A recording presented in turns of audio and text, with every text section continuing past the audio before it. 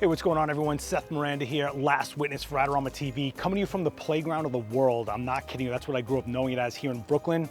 Coney Island, world famous, right? And I got thrown 2 lenses from Nikon to try out for a very short period of time. I'm talking about a few minutes here. And it's some glass I think you've all been waiting for if you're in the Z series. I've got the 70 to 180 2.8, which is rounding out that 70 to 28 2.8, that 28 to 75 2.8. Now you've got a 70 to 180 2.8 to give you that nice budget option for a 2.8 lens series. But then you can pick it up from there with the lens I think you've all really been waiting for, the 180 to 600 millimeter f 5.6, 6.3. Now I know you've been looking for a 200 to 600. You're gonna have to settle for the 180 to 600. And I think that's actually pretty smart. I'm gonna go into this lens, but let's start off with the 70 to 180 because it's a nice, easy knock around lens that you can just have on you, give you a nice amount of reach. It's 40% lighter than the actual 70 to 200 2.8 that they have in the S series. But here you're getting a nice lightweight, long reach and shallow depth of field in a really small package. It pairs nicely with the Z6 II that I have here. We're just walking around, getting some grab shots, some really nice minimum focusing distance. We're talking about under a foot at 70 millimeters and under 3 feet at 180 millimeters. So you're able to not worry about it not being able to grab focus on close-up subjects. If you walk around and see something, go ahead and grab it. And that's really nice to have if you have that whole trinity. And check out the links down below for our videos on the other 2.8 lenses in this series. But let's talk about this 180 to 600. You got a lot of reach and not a lot of footprint in your bag for what you're getting here. It's a nice lightweight but small version of what could be a large telephoto lens for some people out there, and it comes in a nice price point to get you that reach without having to kill yourself for it, right?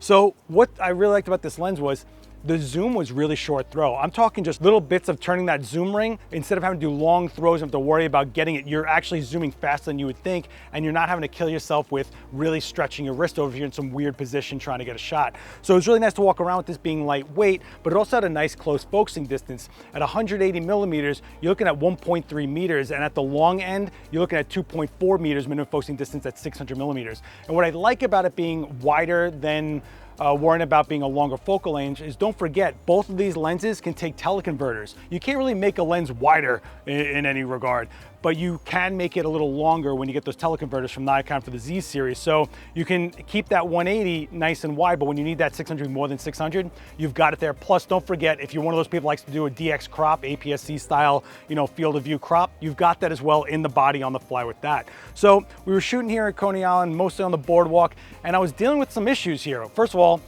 there's no birds in the sky. I had nothing to shoot, guys. I was trying to get you guys some wildlife. I was trying to get you guys some subjects. Don't nail me on the shot so much for the subject matter. I was trying to get you the idea of what it would look like with separation and how much reach you get with this type of lens. But also we were dealing with things like heat bands coming off of the boardwalk, the sand, all this stuff, which anybody who shoots outdoors in the heat knows that's kind of an issue when it comes to clarity. But I feel like we still got a lot of good resolution and detail here in these shots. So you're looking at it right now. Just grabbed around what I could here on the fly. But keep in mind, I was able to do this on the fly because it is that small, it is that lightweight. We're talking about under 4.5 pounds here in my hand on this Z9. This is unbelievable. The ability we have these days with the gear being so light means you're more likely to use it, more likely to carry it on you. And don't forget, this 180 to 600 is a VR lens, vibration reduction. You have stabilization, and the stabilization mixing with the stabilization in the camera body made this a lot easier to deal with when in the past you had such long focal range.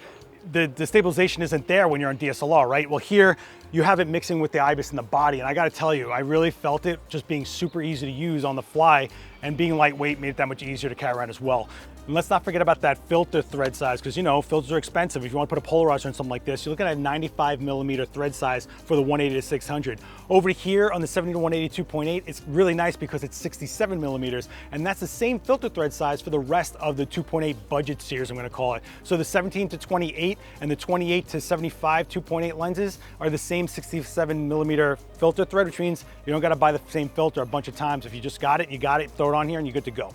And like the other newer Z series lenses, there is no switch on a physical switch on the lens to turn on and off the vibration reduction. It's all done in body. But you do have some switches on here, from autofocus to magnifocus switch, which is standard. But you also have a focus limiter. You have full, or you have 6 meters to infinity. So if you're not really worried about anything close up, you don't have to worry about the lens looking for something close up. It's just that much faster for you to work with. And you've also got a custom control ring, which you can assign to things like exposure compensation, ISO, aperture, things like that. But you also have 4 lens function buttons, which is really really nice to have. Personally, I put the high frequency reduction shutter speed on there because I know at longer focal lengths I'll probably be shooting in situations that I'll need that function on there. So it's really nice to see that this is not only easy on the budget, but also well thought out with features.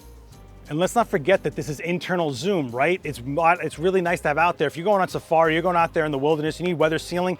How much more weather sealed can it get than not having a lens that extends out of the tube and then suck all that dirt back in when you go wide? Don't worry about that here, you got internal zoom. Over on the 70-180, physically, you have a nice lock switch, so you can put it to 70 millimeters, lock it so it doesn't have any lens creep, which could cause some issues if you're traveling, it gets all knocked around. It's just a nice thing to have peace of mind. But you also have a custom control ring here, which you can set to things like ISO, aperture, exposure compensation, even manual and autofocus on the fly. So check that out if you've been looking at your lenses in the Z series and didn't know what that ring was for. You got all those options in there. So yeah, I think they put out some glass that you guys have been waiting for, and it's really well thought out from the size, the price, the weight, and the abilities of this lens, and of course the quality being Nikon Z glass, right? So if you have any questions for me about the 70-180 2.8 or the 180-600 5.6.3, hit me with a comment down below. I'll do my best to answer with my short time with these lenses here today. And don't forget to like, share this video around, hit subscribe and the bell to get notified when we put more videos like this on this channel. And I'll see you next time. Later.